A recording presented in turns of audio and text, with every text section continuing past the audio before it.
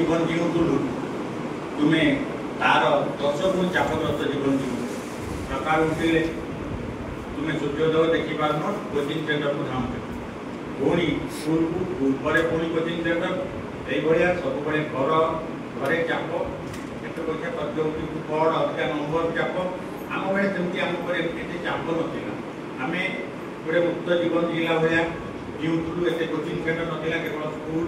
तेणु यही परिप्रेक्षी तुम मानसिक स्वास्थ्य बिगड़ी जाऊँगी आम देखु स्कूल पिलांर जो भाया व्यवहार किसी पिला रागी चिड़चिड़ा होती घरे भी कम्प्लेन आती माँ बापांर जे मोबाइल छड़े किए रागी जाऊँगी चिड़ी जाऊँगी तेणु ये सब तुम विगत जो डेभलप होती तेणु यही परिप्रेक्षी योग प्राणायाम महत्व आहरी बढ़ी जाए तुम्हें आज यहाँ शिख प्रतिदिन अति कम समय ना भी 15-20 मिनट करने को चेष्टा कर देख तुम शरीर सुस्थ रुम मन सुस्थ रुम तुम बौद्धिक विकास घटो आज पतंजलि योग समिति तरफ आमर जी आसी से होती जिला प्रभारी जे होती श्रीयुक्त शिशिर कुमार जेना एवं सहित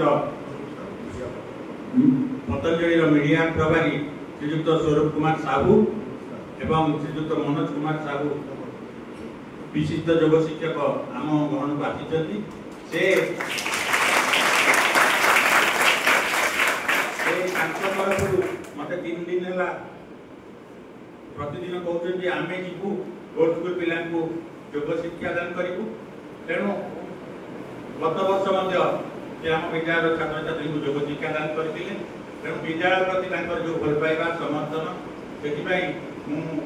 समस्त श्रीयुक्त शिशिर जेना एवं सहित उपस्थित 2 योग शिक्षक तथा पतंजलि योग समिति को कृतज्ञता जनाऊँगी विद्यालय तरफ अशेष धन्यवाद अर्पण करुँच तेणु बर्तमान आउ समय नष्ट नक अनुरोध करी जे योग शिक्षा कार्यक्रम आरंभ कर।